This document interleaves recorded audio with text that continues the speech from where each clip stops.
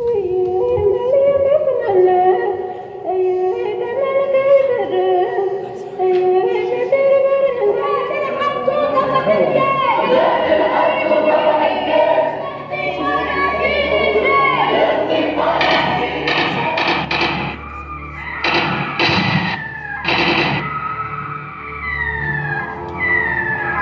been told to wear your smile on modest garbs, follow your hips in holy procession, to a conjugation where home is far, to bear sons, and meet expectations within a pot of soup cooked by everyone else but you. You bend your knees to the sultry reverence of muscles, but for what? For the weak voice of your mother inspirating virtues of womanhood into your body, choking you with ideas of what a woman should be, how she should walk, talk, and dress. Forgetting womanhood is a raging tide in plastic ocean soul. Your mother forgot to teach you what it means to be human before being a woman. She, like your father, indulged in the trade of your daughter's home and abroad, selling you for a nickel in exchange for bread, religious, and cultural products. For the trade in Italy, Libya, Russia, Somalia, China, Sudan, and that back at home in Abuja and Lagos. They forgot that money is a staunch bigot binding them to their loss, but you have refused to die. So, for the revolution welling up in you, the world haul bricks, fist, bullets, and water at you, thinking these are strong enough to hold you down. They forget the substance mishmash to form this frame in shoot bones, the settle of what meets the eyes.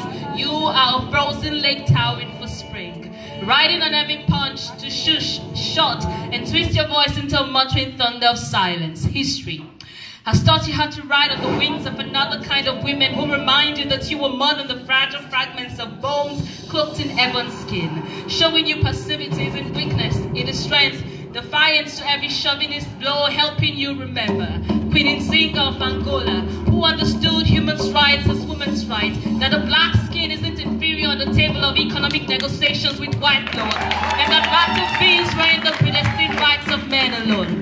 Allow me to take you through history, to Yas and Tiwa of Ghana, the Juan the Ark of Africa, with a troop fighting in her name to redeem Africa's heritage, to Adonis Midkes the Hayford of Sierra Leone, who knew education is the only weapon a girl needs to hold in a man's world, to Charlotte McClellan of South Africa, having women answering questions for women on the streets of protest, having women scream uhuru, to Hajia Gambosa Waba of Nigeria, fighting beyond iron bars of suppression, fearlessly challenging culture and religion on the road of exile.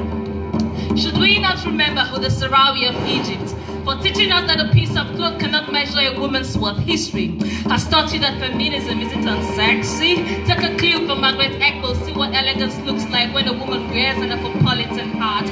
Read the letters of Miriam Barr, feel the flourish stench of inequality of the sexes and the grotesque luxury religion places on the heads of women fighting to keep one man. Have you not heard of the ecstatic dancer Mekatilili Wamenza of Kenya, the mother of chicks in defense of her people, beating down colonial repression with every charismatic display of womanhood? Come on, have a glimpse. And how can you forget Alake? For a long time you have used your manhood as a mark of authority that you are our husband. Today we shall use our femininity to play the role of husband. This was the song sung by Fumilayo Ransome Kuti of Nigeria, urging us to keep fighting. Hey, hey, take a pause. Look at me. I need you to know that on my body are maps through which you must find home. The scars, the holes, the line structure to help you breathe, to make you remember that you must refuse to die to everything seeking to put you under.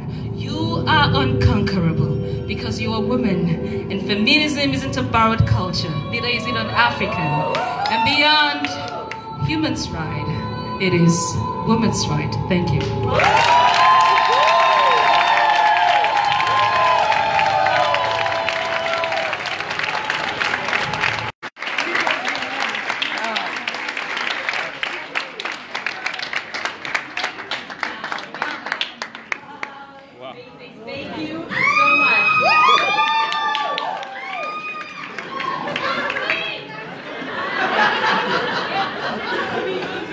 I mean, as fellows, I say thank you for your service and thank you for sharing all of your talents with us. That is amazing and so inspirational.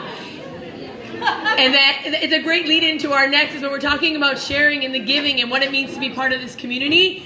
As our intro fellows mentioned, is tonight we also recognize those contributors to our community who have done above and beyond what we've asked. And we have what we call our Atlas Corps Honors. And this is a way for us to recognize those outstanding donors, those outstanding volunteers, those outstanding host organizations. So with that, I'm going to invite our founder and CEO, Scott, forward to help present the Atlas Corps Honors. Remind me to never go after spoken word Atlas Corps Fellows. That was a logistical mistake. But nonetheless, we do have a few folks we want to recognize tonight and keep things moving forward. So many of you know that Atlas Corps would not be possible without so many different players contributing and making it happen. And truthfully, host organizations play such a key role in that. And not only the financial support to make the fellows come, but also the professional opportunity for these fellows to grow. And of course, host organizations benefit from those fellows' talent and experience and diversity that we just saw. We want to recognize one of those host organizations tonight for their contributions to Atlas Corps and to this community. So Netta is the director of Open Gov Hub here in Washington, D.C., and it's the world's first co-working innovation hub dedicated to opening up governments and empowering citizens around the world. We definitely share those values here. The hub includes over 45 organizations and has hosted previous Atlas Corps fellow Edison, class 26 from Albania, and an incoming fellow, Anastasia, class 34 from Russia, one of our super talented Russian fellows. Today we recognize Open Gov Hub as a distinguished partner, not only in their efforts to host fellows, but also how their work continuously supports our mission to build a global network of change leaders. In addition to operating an incredible hub space that also houses 3 additional Atlas Corps fellows at TAI and OGP, the hub also partners with Atlas Corps alumni. We have 2 alumni, Narayan from Nepal, actually, although I don't know if he could dance as well as our Narayan's got talent, so I don't know if he could do that. And Luther from Liberia, one of our first 2 Liberian fellows. Each direct Open Gov's affiliates in Nepal and Liberia. More so, Open Gov Hub has incredibly exciting plans to continue